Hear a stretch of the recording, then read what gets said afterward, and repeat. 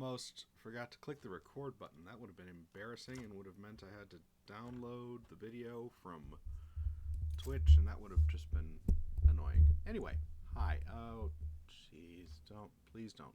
Please, no. Okay.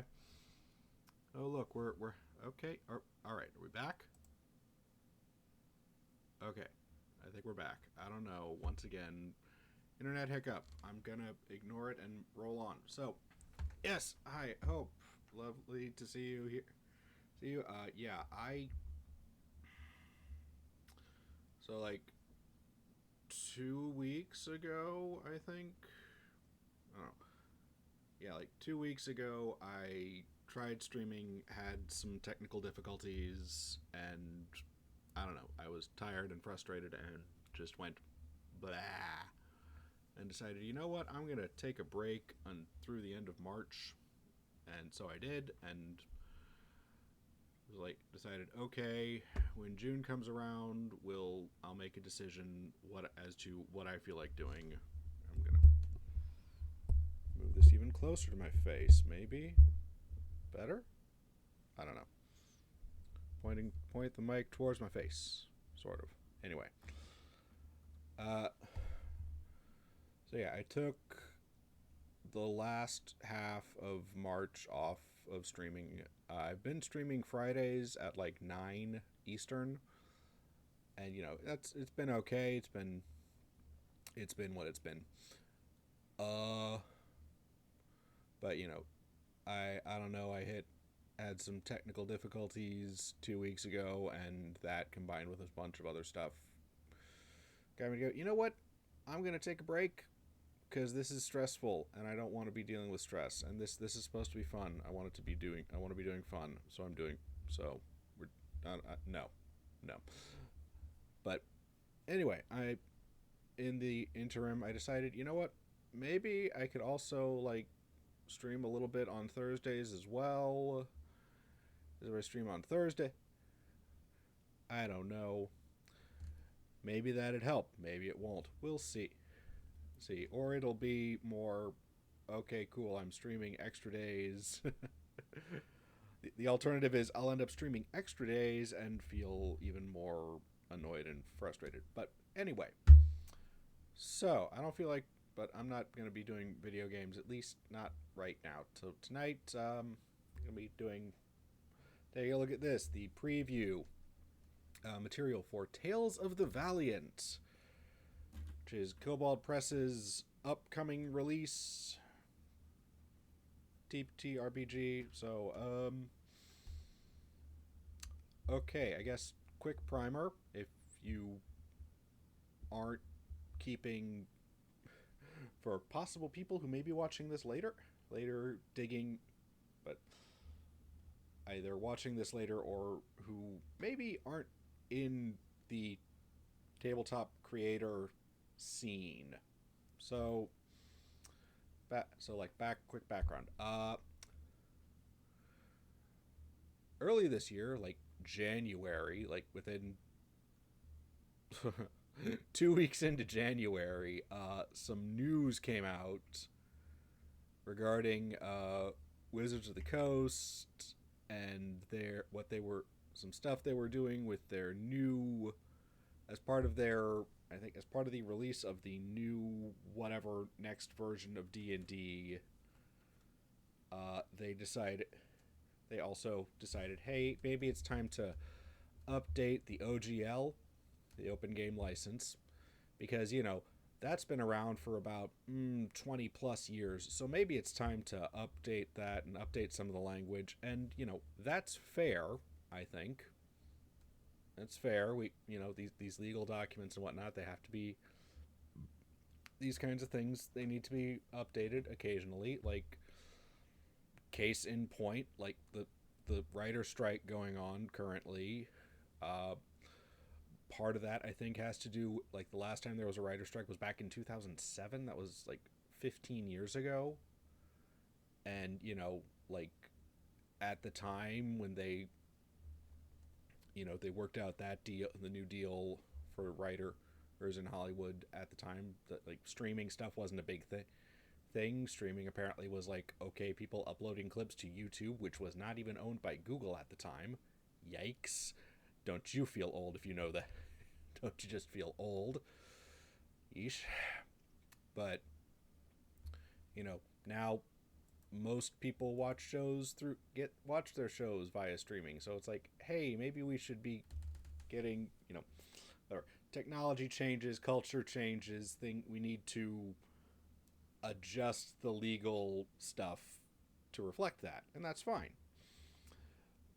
But Wizards was maybe doing some shenanigans and just generally stuff that's like, you're asking for some things that aren't great, that people might not like, especially like third party creators, which is what the OGL was all about, is allowing other people, you know, other companies or independent creators to, create their own content. And it's like, and there was a big mess about this and a lot of people making a lot of noise, especially as most things, a lot of it on Twitter. But hey, there's big discussion about this going on, and I do believe Wizards finally backed down. They either have or will be releasing, I think,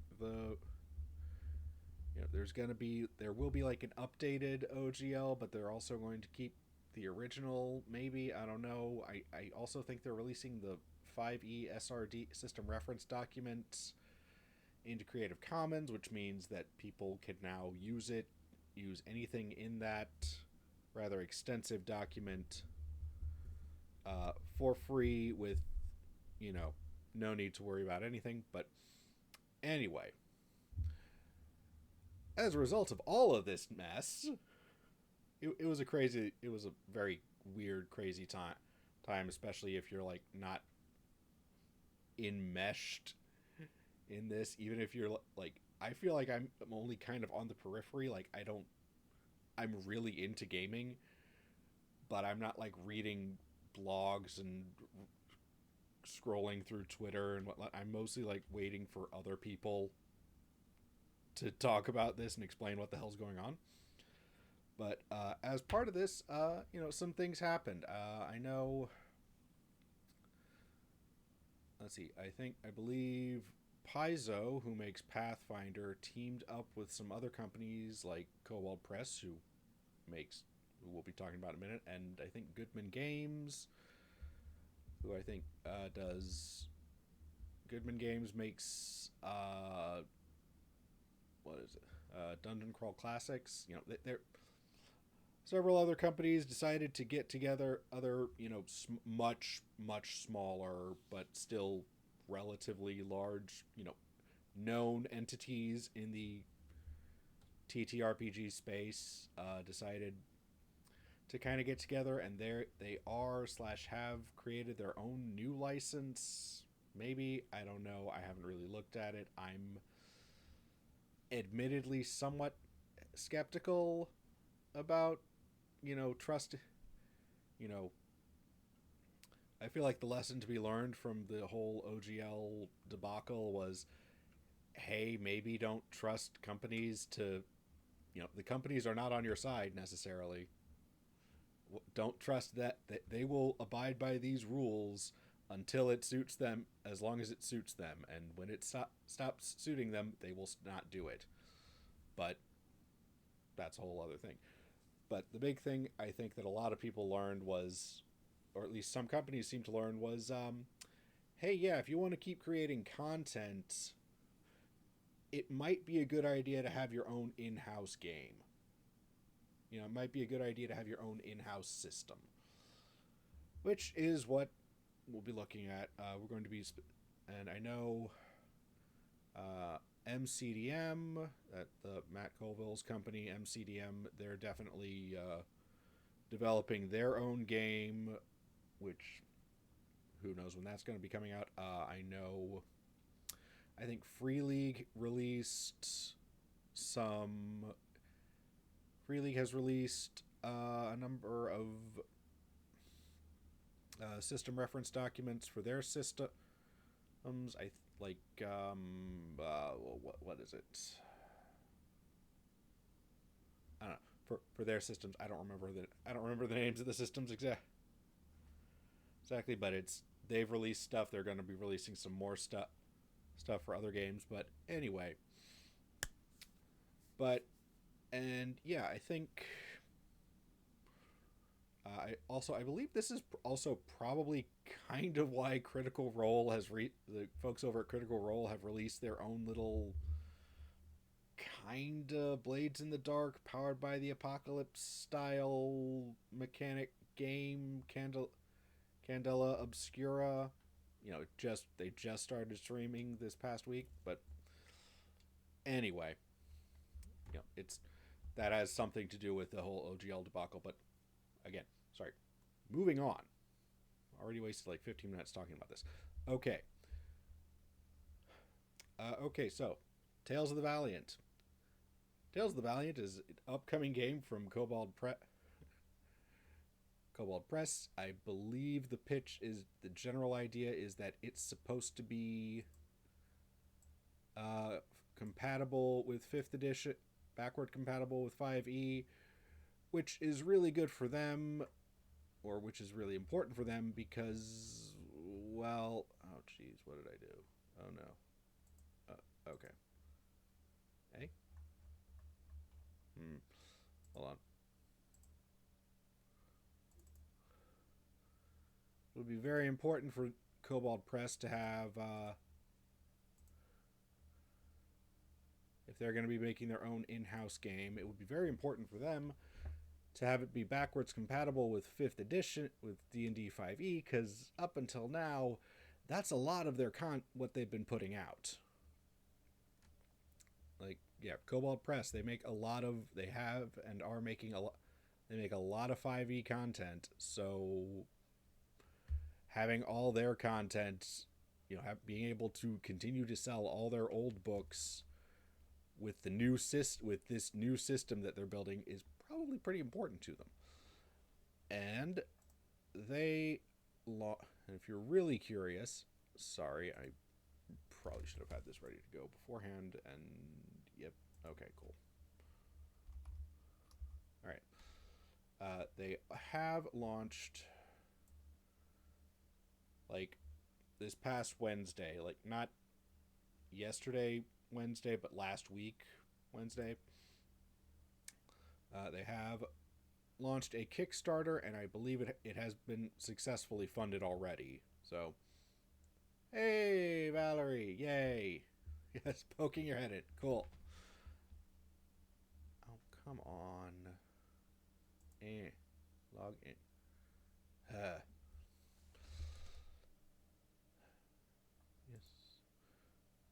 All right, you'd think I would have done some more prep work for this, having pushed it back for like half an hour, but nope.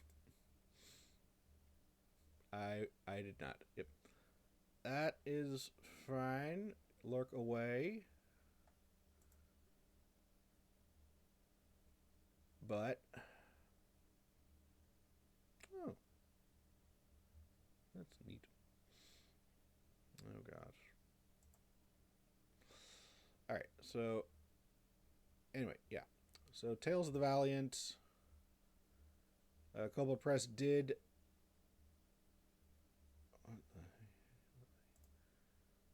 launch a Kickstarter for it. It has successfully funded, but there's still 3 weeks left in it. So if you happen to be interested in a 5e, basically, we'll be getting into exactly what it is, but basically, I feel like this is going to be to 5th edition or at least I feel like the intention is to be to 5th edition what original Pathfinder was to 3.5, which is like, yeah, it's very similar. If you played one, you'll understand the other. It's not too difficult. But anyway, here is a link to the Kickstarter if you are so interested in backing it. Again, as of today, there's still 3 weeks left. They are well past the initial goal and are just breaking through rewards, bonus stuff like crazy. Passing through stretch goals. Okay. Oh god, I think like yeah, there's like one last stretch goal that they have not yet unlocked. I feel like they're definitely going to have to take some time and come up with new stretch goals, which is very exciting because, you know, it that's super cool. That is super cool for them, and I'm very happy for them. But anyway, all that out of the way, I think, yeah, I've jabbered enough. Let's actually take a look at the dang thing. Huh? Jeez. All right. And also, my new setup. Oh, jeez. Did I... Oh, is that gonna... Okay, hold on. Let's see if I can...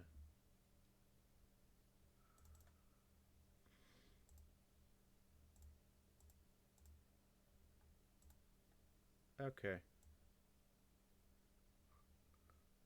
Maybe there? Cool. Sorry, I can't have the PDF at full screen because otherwise I cover up other things. I can't see the chat. Anyway, so obviously, yes, here's the cover. I believe this was because initially they called it Project Black Flag because why not? But yeah, they a few weeks ago, they started releasing some playtest materials, teasers and whatnot, and but eventually they decided to call it Tales of the Valiant. Very cool. Got some credits. Lovely, wonderful, all lovely, wonderful people, I'm sure.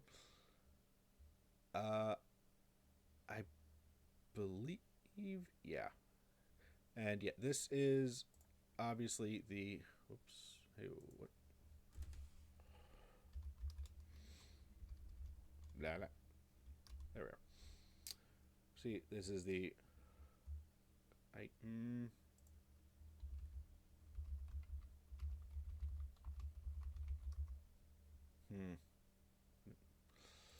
All right, and you can get, if you are interested in getting this for yourself and taking a closer look, you can find it here on TTRPG or probably on Cobalt Press.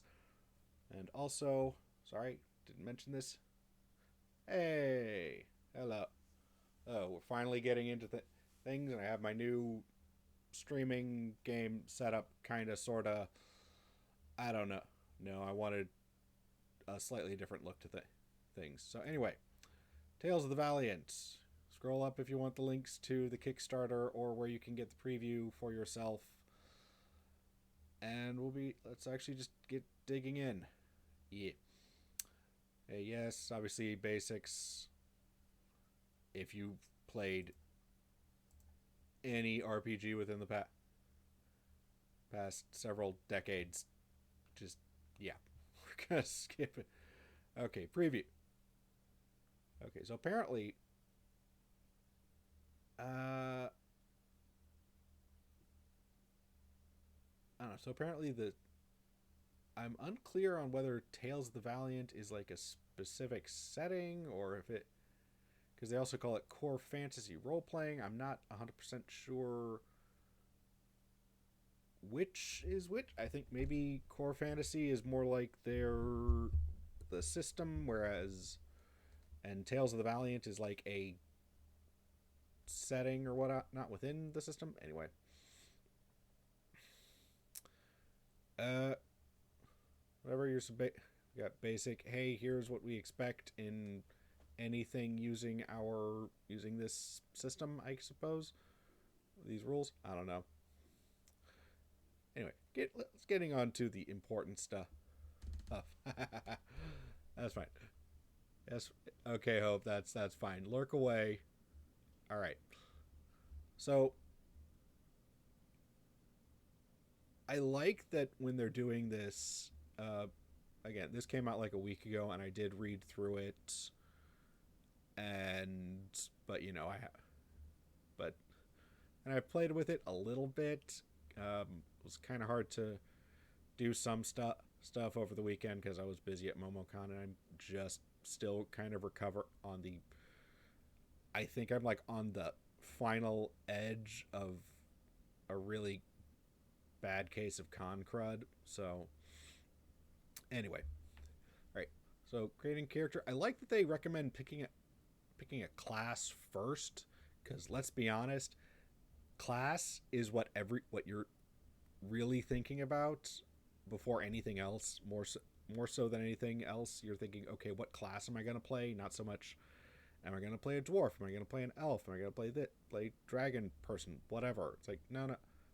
You're probably thinking, am I going to play a fighter? Am I going to play a wizard? Am I going to play whatever? That stuff. I like that. That yada yada yada. Ability scores. Blah blah blah. How those work. We got usual three methods of how to do it. I find it interesting, though. I noticed this because I've built a lot of characters, and every time for 5e, and every time I've almost always done standard array just because it makes things quick and easy. This is not the usual standard array. The 5e standard array is 15, 14, 13, 12, 10, 8. This one is 16, 15, 13, 12, 10, 8. I don't know if that's going to be changed in the final product, but I do think it's interesting, and I think I know why. But we'll get to that in a bit. Continuing on, yeah, okay. Start. Out a bit. I think it's more that there don't seem to be any ability score increases based on any. There's no like starting ability score boosts. Like you don't get a boost to any ability score for being a dwarf or having a specific background or anything. It's like, no, you have your stats and that's it. That at least is my guess. I don't know. We'll see. Again, I only have what they have provided, and it's not a ton. Anyway, all right. I do like that Kobold Press is doing what a lot of 5e type, D&D-esque games seem to be leaning into, which at this point, which is breaking down, the race thing as it's referred to in D&D into like, okay, here's your biological factor and here's your cultural factor. These two are not necessarily the same thing, and they, just because you are born, just because your parents are dwarves doesn't mean you can't, just because your parents are dwarves doesn't mean you are doesn't make you like every other dwarf, especially if you grow up being raised by halflings. It's different. It's going to be interesting. I'm not sure I like that they use the terms lineage and heritage, because I feel like those terms are kind of interchangeable. They're like synonyms. Maybe that's just me. Again, I hope they change. I'm kind of hoping they change it, but that's, yeah. And again, background and plus other stuff. Nice handy checklist of here's all the things you need to do to make sure you sure before you're ready to start playing. Moving on. Levels, hit point, levels, etc., etc., etc. Okay, classes. I think. All right, so this playtest material, which is only like 60 pages long, they do handily provide write-ups for 4 classes for at least a couple levels. I don't think it goes all the way to level 20, but it's at least enough to like actually run the game and play the game and get a taste for it. for it. And of course, we have to start with the basics: cleric, fighter, rogue, wizard. Wizard. Most of this is, if you played 5th edition, it's unchanged. Though I do like that they gave the fighters can have proficiency with either strength or dex saves, which I think is really cool because it really fits better if you're going with a dex based fighter rather than a strength based fighter, because you know I don't know, I think that's cool. That's really nice and neat of them to do that. All right, and finally actually getting into classes. So obviously classes alphabetical. Start with clerics. You know what a cleric is. It's your healer, divine caster type person. Use D8 hit die, light armor, light medium armor, light proficient with light and medium armor, shields, and simple weapons. Da 2 skills, starting equipment, yada yada yada. Spellcasting. We got the quick build sidebar, which is handy. Spells, wisdom modifier plus cleric level. Fair enough.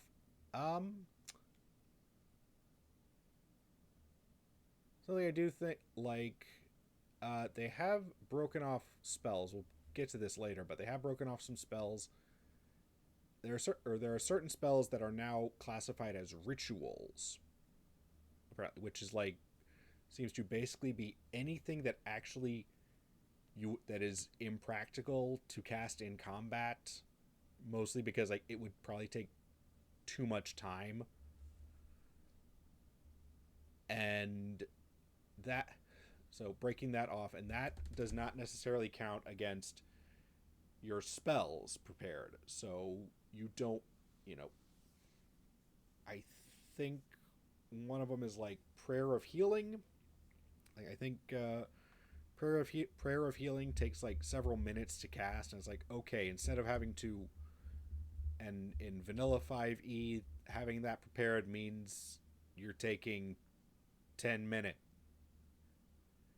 That means having one less spell you can prepare, which whereas here it's like, okay, cool, you can have that prepared but not be worried about not being less effective in combat. And I really dig this manifestation of faith. I dig this because we have 2 options. So either proficiency with heavy armor and martial weapons plus a proficiency bonus. Proficiency bonus uses presumably per long rest, I think,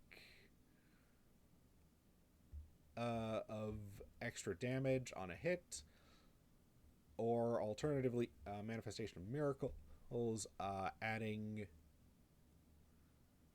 Let's see, get an extra cantrip,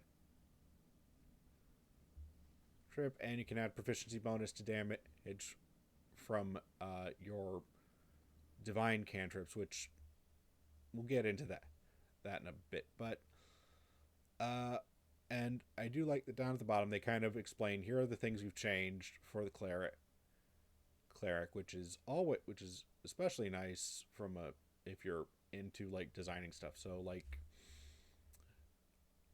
they moved the divine domain choice up to 3rd level, which is interesting, but I think they do a good job explaining it, because part of it's like, okay, this way everybody gets their new special stuff at the same time. There's fewer spreads out cleric class features, so players have more. On the one hand, it means that, you know, new players have more time to get used to, okay, here's how a cleric works versus here's how this domain type of cleric works. And additionally, it's at least one less dead level because you know it. Nobody, looking at that's definitely something I feel like it's always good to avoid if you're looking at classes. You don't want to have a lot of levels where it's like, okay, what do you gain from gain this level? Nothing. Uh, again, we just looked at manifestation of faith. That kind of helps fill. I feel like that sort of helps fill in the lack of the divine moving the divine domain up to third level instead, because this allows you, like, okay, if you really want to play heavy combat, heavy armored martial war priest or whatever, you can still do that, but you don't need to while not having your domain. But it also goes like, okay, do you want to be the combat cleric, or do you want to be like a spell focus on spell casting, maybe at range, that sort of thing. They've tweaked the turn undead ability, so now it also works on fiends, and they've changed to turn the profane, which I think that's cool and handy, because as much as I like, as much as throwing undead at clerics, throwing in undead at players is fun, and believe me, it is very fun. Yeah, having this major cleric ability only work, having a major cleric ability that all clerics get only work, only be like potentially only work on one type of enemy, that seems kind of frustrating, especially if you're in a campaign where that might not pop up. And additionally, obviously when you upgrade to destroy undead, it now also does the same. All right. Okay, so yeah, they have enough content in here to get you up to 5th level, which is, a decent point, a decent number of levels. That's like a little short campaign. You could do that. All right, kind of described all this already. Ready? Let's see. Okay, so they switched it. They don't call them feats anymore. They call them talents, which, whatever. It's name change. Who cares?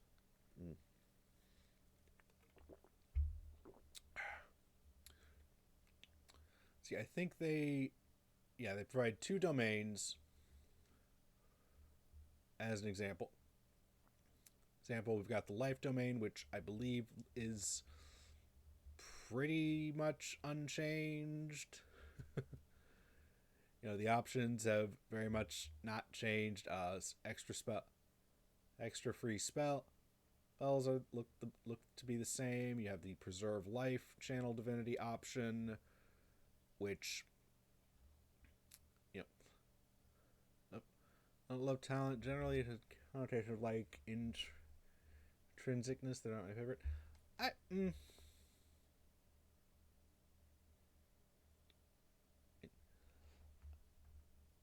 don't know, but I think it's also that they've broken feats in this. They've broken it down into magic talents.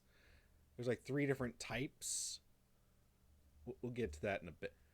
But short version is they broke it down into like 3 different categories, where it's like, okay, you have skills are a thing you work at, talents are supposedly inborn. That's fair, but I mean,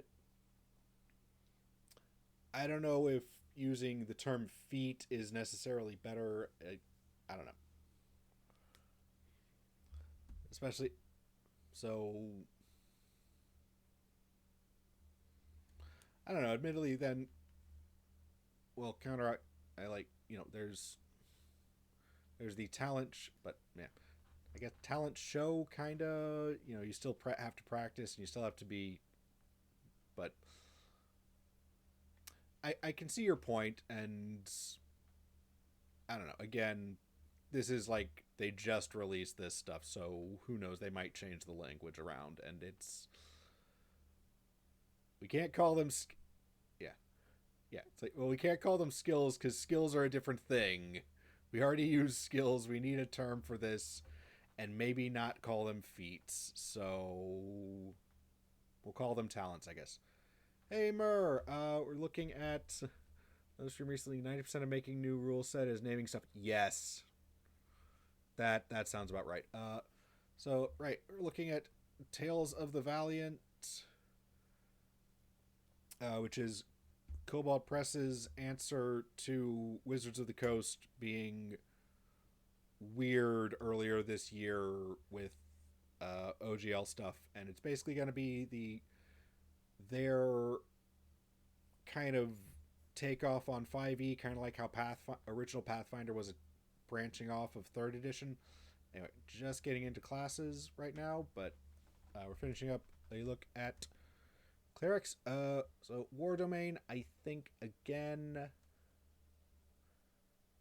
there's definitely some stuff in here. I think what is Mark of Triumph, bonus action, present holy symbol, mystically mark a creature you can see within 30 feet. Until the start of your next turn, any creature attacks a marked creature has advantage on the first attack roll they make against it. That sounds cool. I do not remember what the standard 5e War Domain thing is. I do have a regular gaming group, but this isn't to say that I wouldn't be into doing more. I have thought about.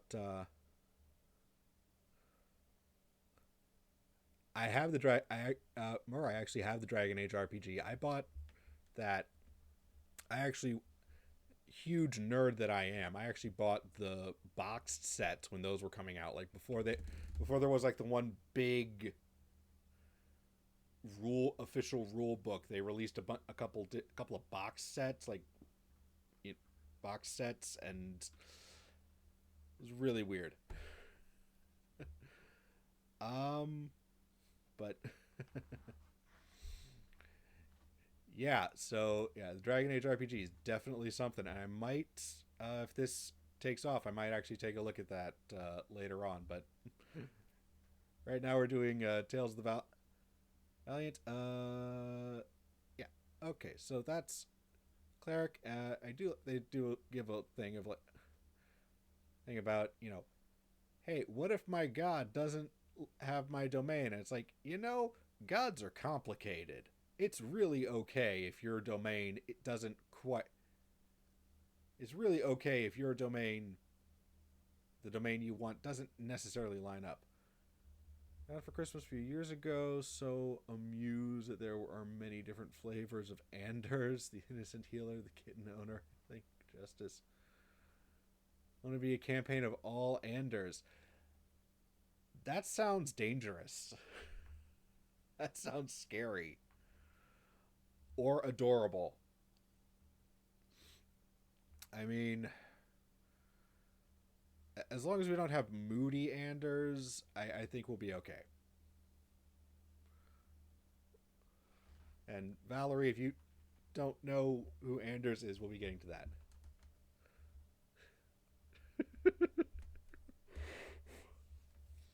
Fair. That's fair. Okay, fighters, again, fairly straightforward, not a lot of changes. Not a lot of major changes from 5th edition. No one said Anders was healthy. That's true. That is true. Anders got problems.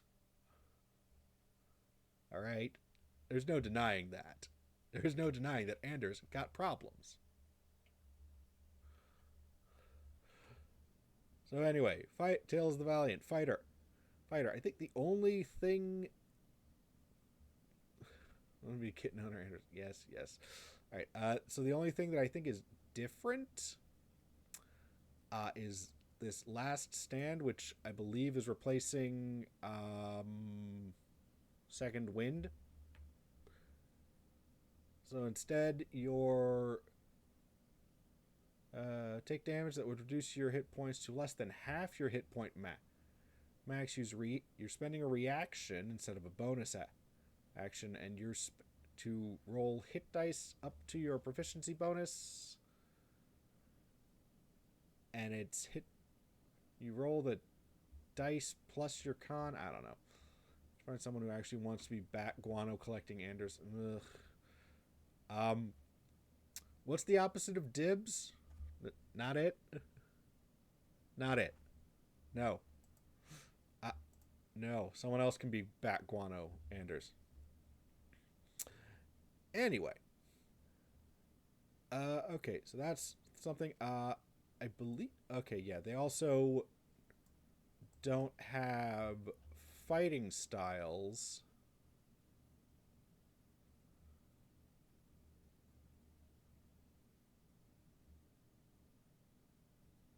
What?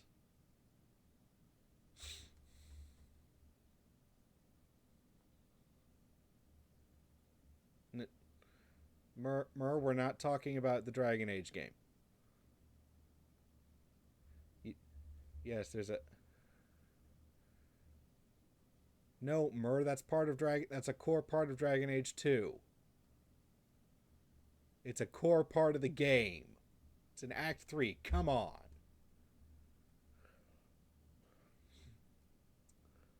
Whatever. Anyway. Alright, so I think they've kind of swapped out... Alright, so they renamed fighting styles, but... Nice thing... okay, so... Yes. Right. So, okay, I like that one of them is very explicitly intended for people who want to play ranged characters. That's nice.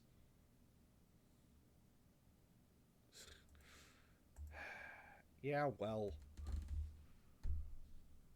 Look, mistakes were made, okay?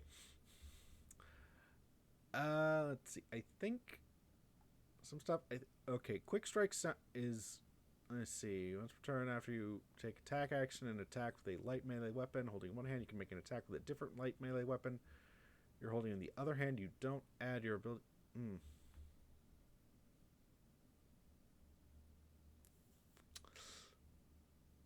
See, Quick Strike confuses me.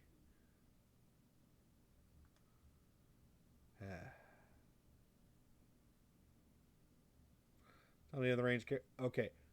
So basically, if you're playing a fighter in this and play a ranged character, does seem like a neat thing to do. Yeah. Yeah, basically, hey, wow, spend a bonus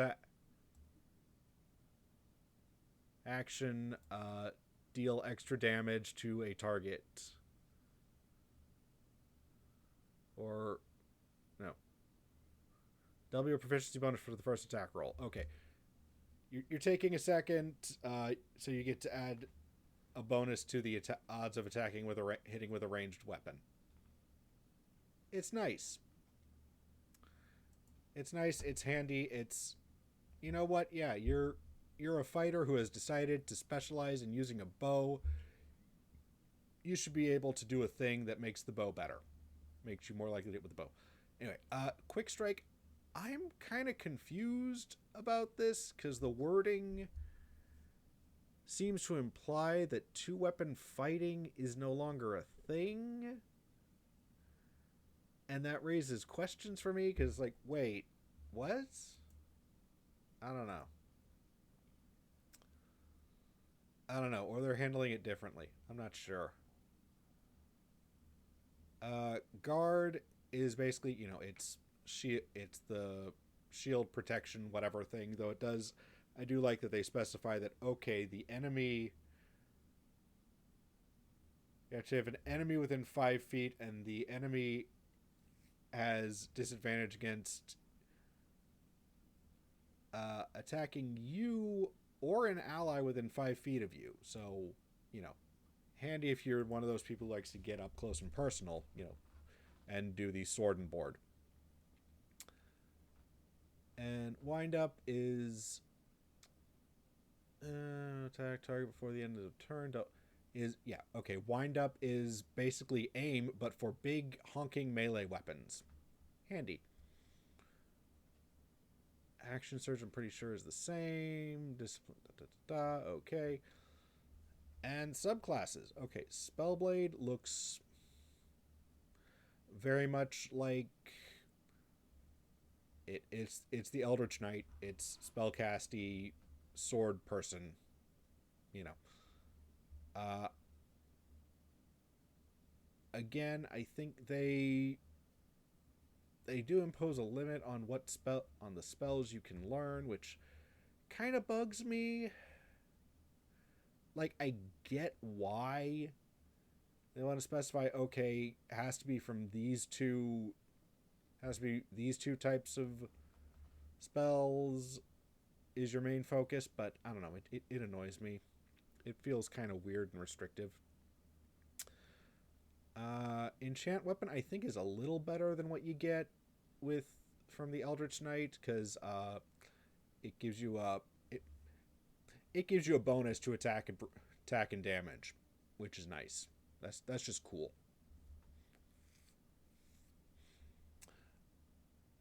And let's see. Okay, yeah. Here's the thing. Okay.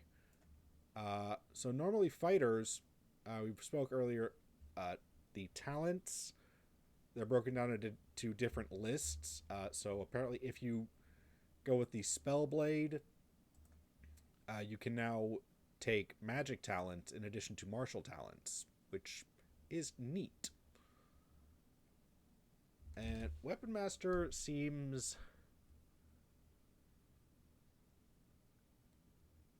it's not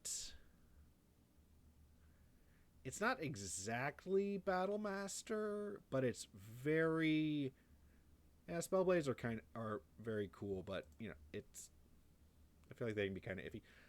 Uh Weapon Master feels like Battle Master, but maybe not quite. I'm not sure. Again, it's what I kind of skimmed some of this stuff. You definitely do get you get stunts which allow you to do fun things in combat, which is always nice. But also there's this mastery thing. Roll damage or attack with a weapon you've mastered. Reroll the damage dice and use either result. That's handy. Obviously you've got a number of different stunts. Some of them are similar. Some of them are different. Some of them are, yeah. Rogue.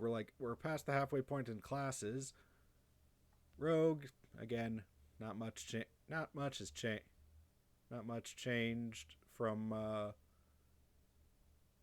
base 5e Rogue. Still get the sneak attack and the thieves can't and the whatnot.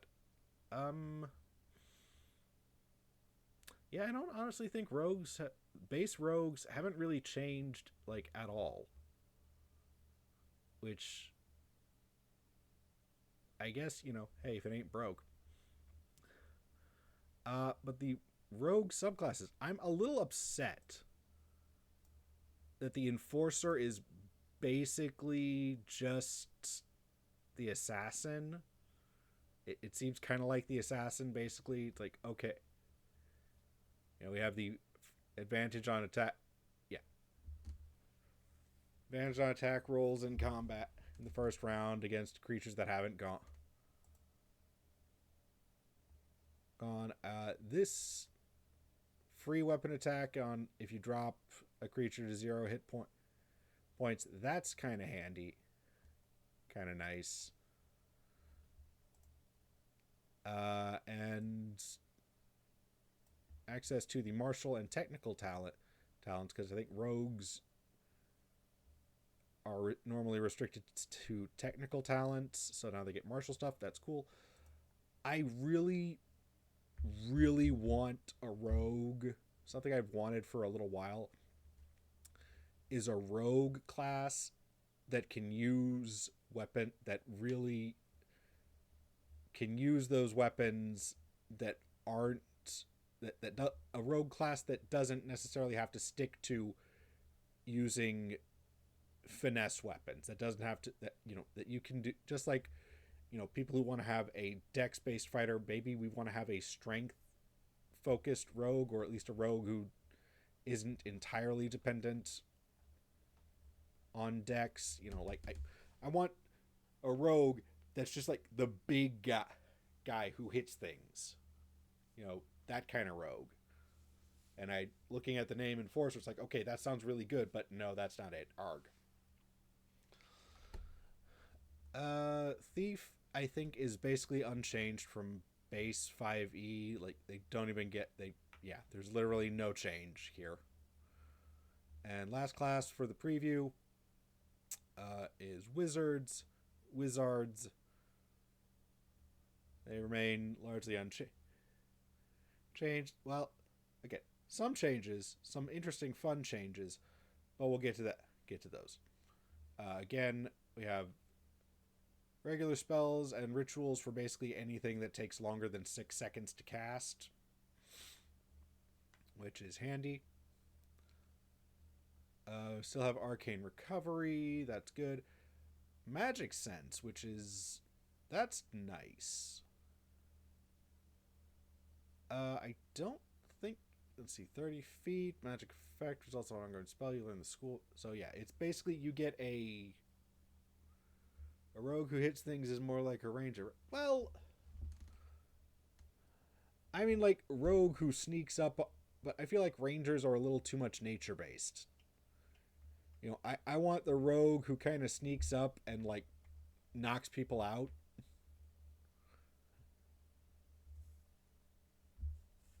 The guy who, the big scary guy who's,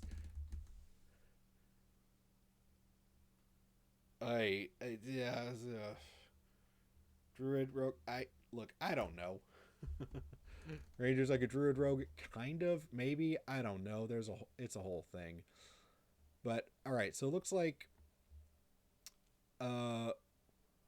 wizards kind of get detect magic for free, sort of. At second level, that's handy. Rote learning. First ring. Well, yeah. Okay. I really like this because this really helps to. I feel like this is really gonna make wizards feel really powerful. Like, okay, at 5th level, you get to pick a first ring spell, which is like basically a first level spell. So it's like, okay, you can just always have that one prepared, and it doesn't count against your max number of spells prepared. That's really cool. You get a free cat. Okay, you don't get a free cast, but it's like you get you get an extra spell for free at 5th level. That sounds really cool. Makes you feel more powerful. Again, we've got 2 subclasses. We got the Battle Mage. Oh, ring.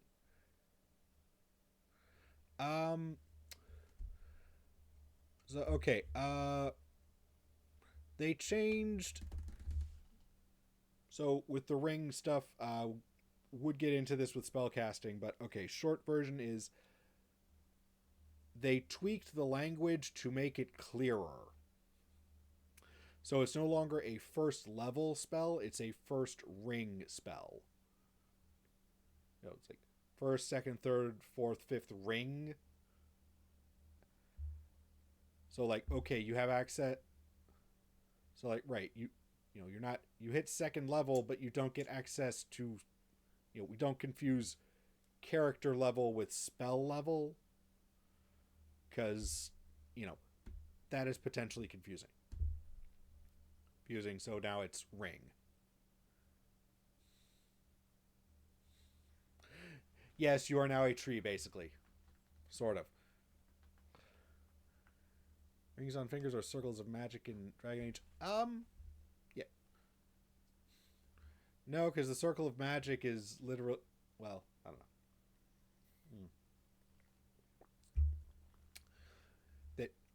they changed the words.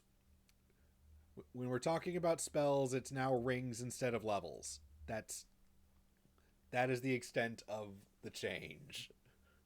Sorry, I'm 5 seconds ahead of you guys, so that's throwing me off. But yeah, so you get first and second level, you only have access to first ring spells. Third level, you get access to second ring spells. Fifth level, you get access to third ring spells. It's clarification. All right, so Battle Mage specialization, you get access to the martial talent list, which makes sense. You're a combat wizard. That's cool. I'm not. I'm kind of iffy on this spell ward thing. Because I like what it does. I like what it does mechanically. Still two numbers that don't match, only their rings and not levels. Well, yes, but it clarifies the language. Because we don't have character level versus spell level. You have character level. Level refers to your character, ring refers to your spells. Like, no, the numbers don't match. Yes, I can see why that's frustrating. 13th Age dealt with this by just saying, okay, your spell level and your character level match. So when you get to third level, you now have access to third level spells, but there are also no second level spells. So whatever. This also has to be compatible with 5th edition stuff, so we can only change so much. And in this case, we're just changing the terms to clarify things. Anyway, so okay, Spell Ward looks. It kind of feels like a magic version of Barbarian Rage, and I like that. I think it's very cool. I think, hey, if you're a heavy combat wizard, or hey, getting a bonus to your armor class, that's not nice. Resistance to certain types of to some damage, that's nice, and it's all cast a first level spell. I'm a little annoyed that hey, that I'm level 5, I can cast 5th level. No, not till you're level 9. Your intelligence isn't high enough to ever cast that anyway. So yeah, that basically, yes, that's what this does. That's what this alleviates for the new players with the spell level to spell ring change. Yes, and I'm okay with it. But again, the spell ward thing, I don't like that it goes away if you spend a turn and you haven't cast an actual non-cantrip spell. That kind of annoys me because by the time you'll get this at third level, you will have a grand total of like 6 spell slots, and you can only regain, Arcane Recovery only gives you like half your level, and half your level in spells to regain, and you can only do it once a day, so it's like I feel like this needs to be tweaked, especially because the Barbarian Rage thing, at least in base 5e, is okay, you either have to attack something or take damage to maintain it, and you will almost certainly be doing at least one of those on your turn, whereas you might not be casting a first ring spell every turn as a wizard. But anyway, let's see. This looks basically like the evocation wizard 5e thing, which is like, okay, you know, AoE spells, you can just magically have your friends not be affected, and that's handy.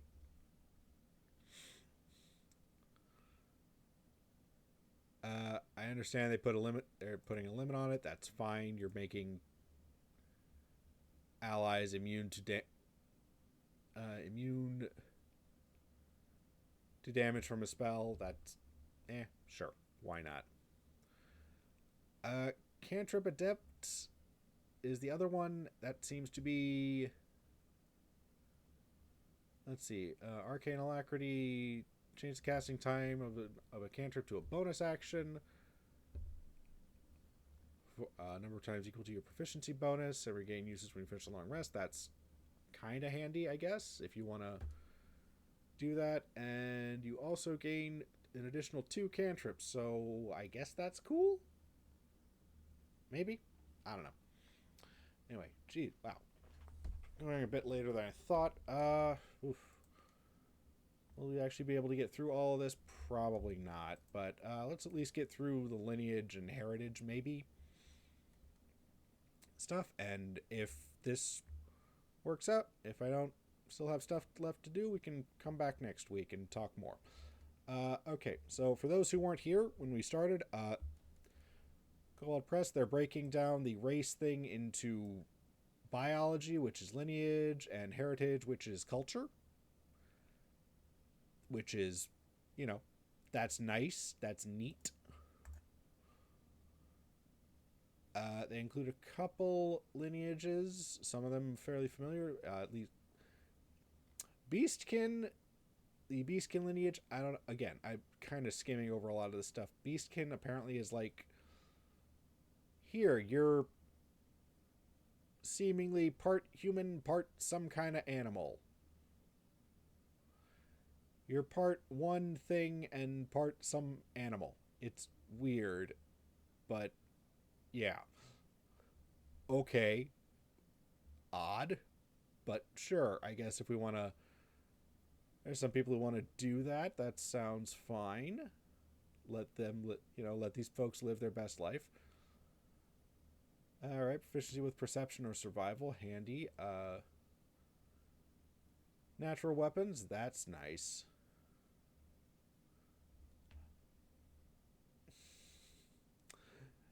It might be.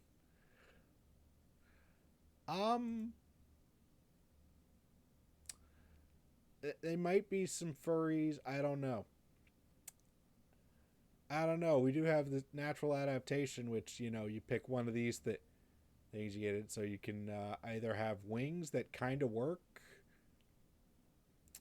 have a climb speed, have a swim speed, you aren't or higher base armor class, which I know which one I'd go with, but that's me. Dwarves generally not changed, although they did move. I think dwarven toughness gets moved to base dwarf stuff, which is kind of nice. I don't know. I suppose that's the one. That's the okay. I guess that was the okay. We have to make base 5e is like, okay, we have to make the hill dwarves not so lame compared to the mountain dwarves, because the mountain dwarves get a higher ability score bonus and also like better, more weapon proficiencies or something. I don't know. I don't remember. Elves. Yeah, we have the preset on. Yeah, again, elves totally unchanged from 5e. It's fine. Humans are interesting, are neat, because we kind of went with the variant human, which is, I feel, is like, this is what everyone does. If they're ever playing a human in 5e, they almost always going to go variant, which is, hey, yeah, you get a free feat talent, whatever, at first level. Just you just do. Because yeah, I don't think I can imagine any. I don't think I know a single person who played a human and went with the actual base human. It's weird. I I don't know. Anyway, heritage again is like cultural stuff, language, whatnot. Yeah, cloud magic, which seems to kind of be high elfy, whatever type stuff. Cool. You get some free spells. That's nice. Proficiency with Arcana. Oh, I roleplay. They might as well. I'll just go to work. Mm.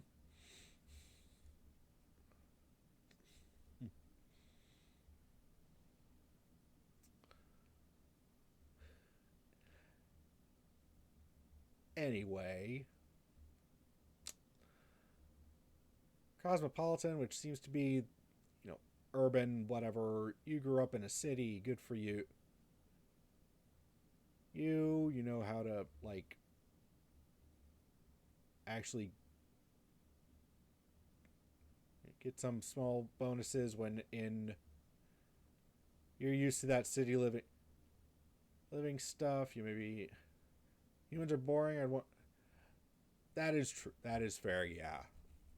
I mean, I know I've done humans, but again, I've done the few human characters that I have made have always been the variant human because it's like, hey, wow, this is the one thing I can. It gives me the one thing I really want. Gives me something I want at low level. So, uh, yeah, you have the two types of dwarf. First one is Fireforge, which is interesting. Apparently, these are the dwarves who like live. I don't know near volcanoes or something. I don't know. No, they're the crafting dwarves and whatnot. Not which is nice. We have Grove Heritage apparently, which is like the wood elves and whatnot. Again, and I like that these are the elves who actually get free weapon proficiency. This is the one that gets you a weapon proficiency, not the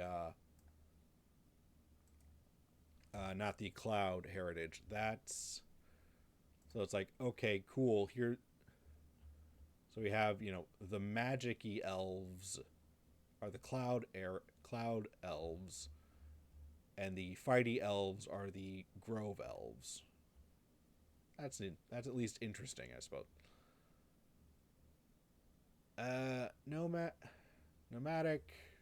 Yeah, it is what it is. Seems like yeah, resistance, debilitating weather effect, extreme weather effects. Short rest, reduce exhaustion level by 1, which is nice. No, not fire elves, fire dwarves. More like volcano, I guess. They live deep underground and use like lava and shit to forge weapons. I don't know. Other dwarves are stone dwarves, which these are the ones that get the fighty weapon proficiencies and tool proficiencies. Yeah, yeah. Goron's kind of yeah.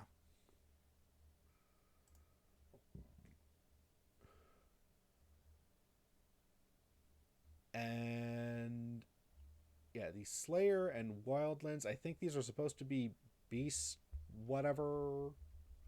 What are they called? Beastkin. Okay, I think these are supposed to be the Beastkin heritages. Yes. So Slayer is like the predator Beastkin, and Wildlands is I don't know.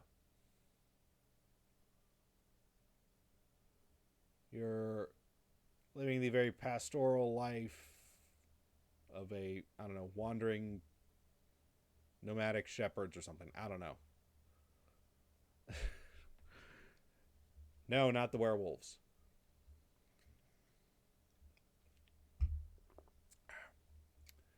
Anyway, I guess we can get through backgrounds and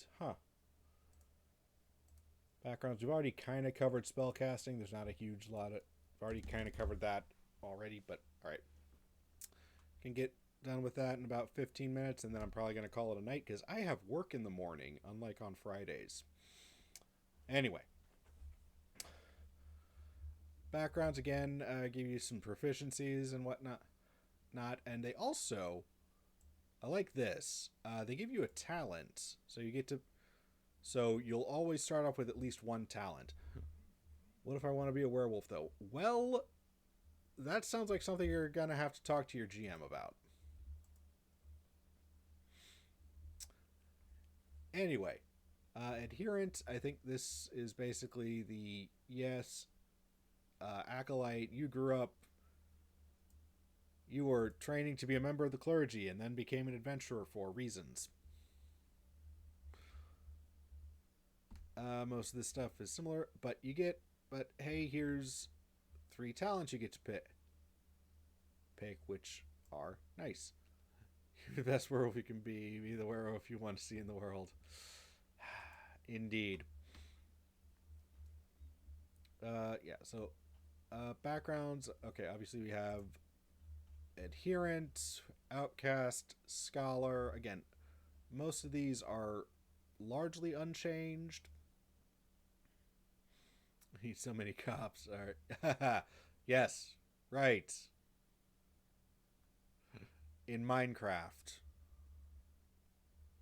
or something. Outcast, scholar, soldier. Yeah, again, backgrounds, they're fairly straightforward. Something I do kind of like. They dropped the for backgrounds. They dropped like the ideals, bonds, flaws, all of that. They dropped all of that and instead went with, okay, what's your motivation? What's your adventuring motivation for your background? Because that is far more relevant to who you are and what you're doing than, your than ideals and bonds and whatnot.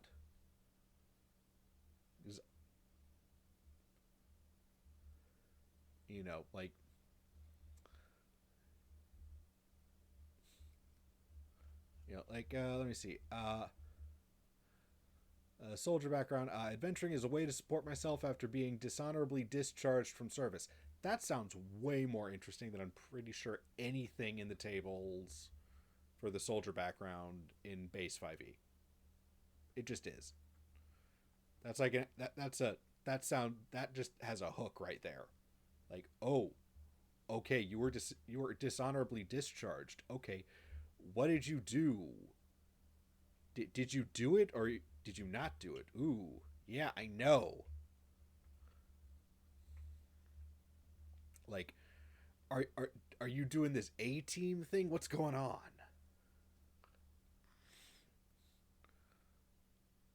I mean, it's an option. It's an option, Valerie. It's not saying that yes, you have to do this. It's one of several options. Like, one of them was like, okay, keep protecting others since it continue fighting even though the war is over. Perform special missions for people I serve. It's return to action I've craved since my retirement. It's why are you doing this? Hey, first one is you were dishonorably discharged and now you need work. Like, I mean, they could have left. You could say, hey, I just left, and that's fine. But, officially, you were dishonorably discharged. Anyway, I think we got, like, a few minutes left. We can do real quick look at talents. Okay, so talents, as I said, this is the term they use. This is what they're calling feats in this. Big thing is, okay, yeah, we broke it down into three categories of, let's see, mental, martial, and technical, which basically is like, okay, do you cast the spells, do you hit the things, or are you a skill monkey? Again, some of these look very familiar if you, like me, have trolled through the 5th edition player's handbook book. Uh, yeah. So,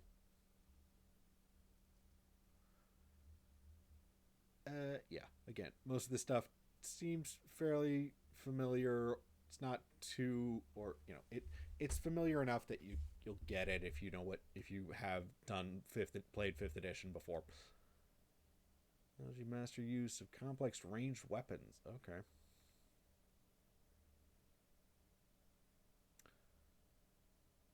Okay. Physical fortitude. I think what. Which one was it?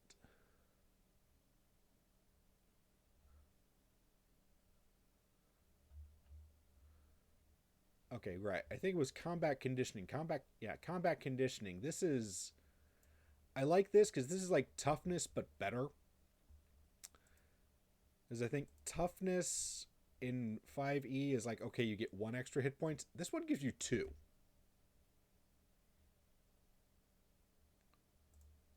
And rolling hit die to recover points, you always kind of min out at your proficiency bonus. That's just nice. And technical stuff, obviously, okay, technical stuff is more about skills and whatnot. Not some of it looks very handy, some of it is questionably handy, I guess. Like, okay, polyglot, is this going to come up? Yeah, maybe not. They included it for some reason. And okay, I guess. All right, yeah. This is something I kind of forgot they had. Luck. So instead of inspiration, you have a pool of luck. Uh, and you gain luck.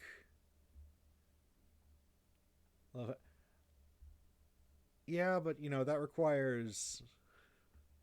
Some people like having lots of languages in their games. Some people don't want to think about it.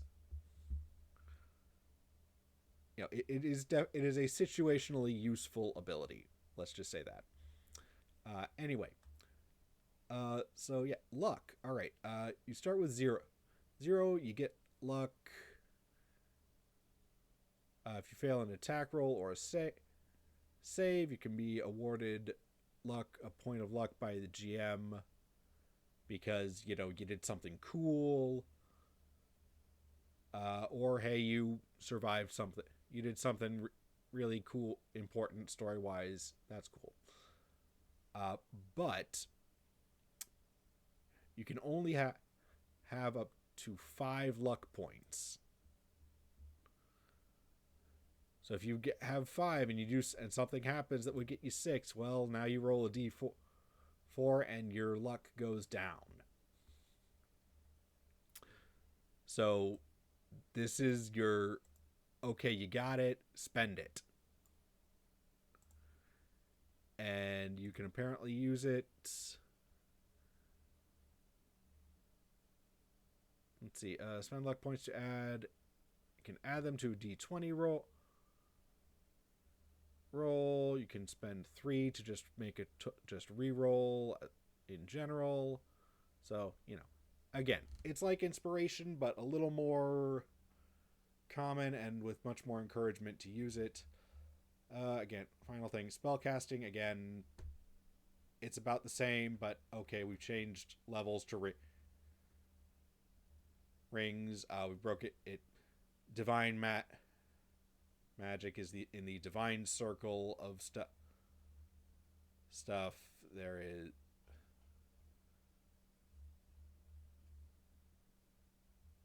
Where'd it go?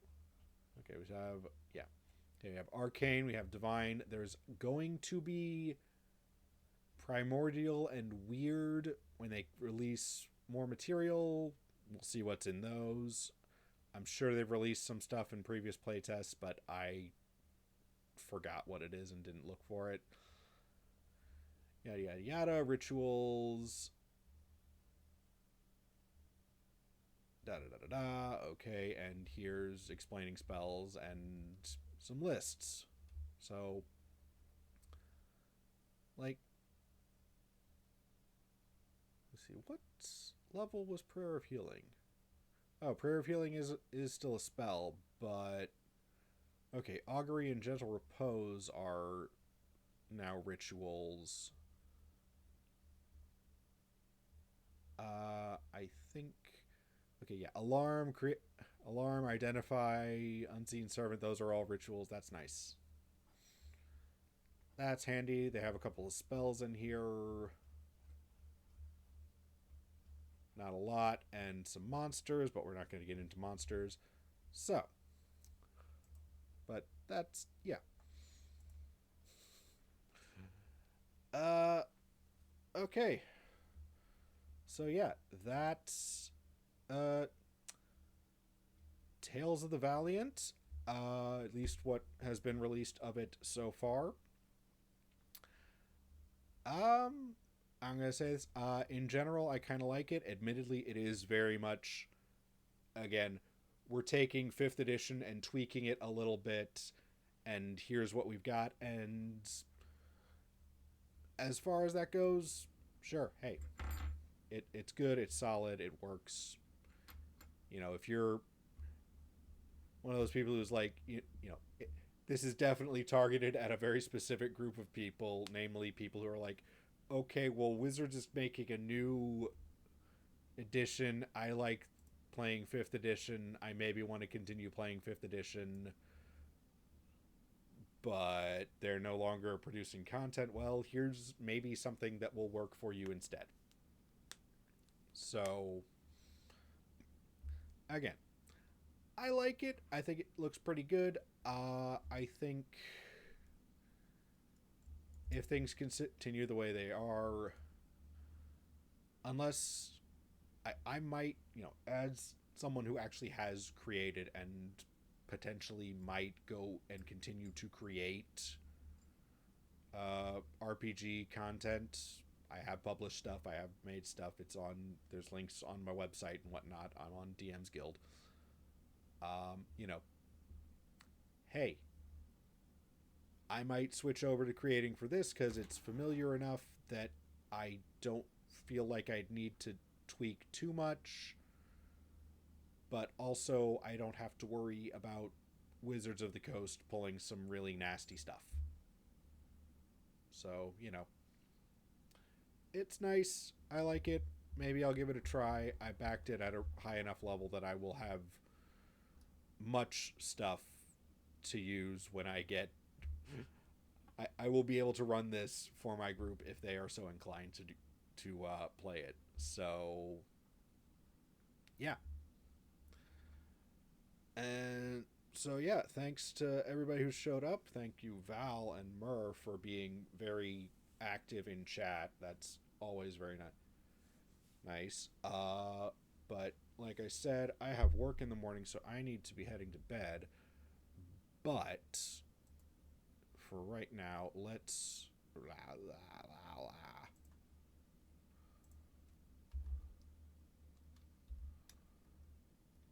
find somewhere to send you guys off to.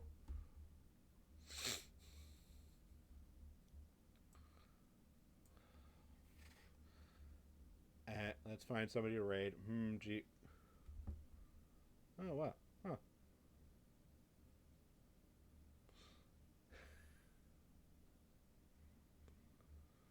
Yeah, thanks. I'll probably do this. I might do this again next to the. You know what? Hey, I haven't bugged T Morris in a while. Let's raid him. So, I'll see you guys later, alright?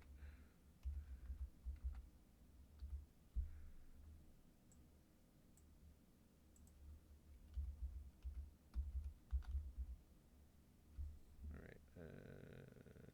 Okay, and alright, so I'll see you guys tomorrow for Dragon Age.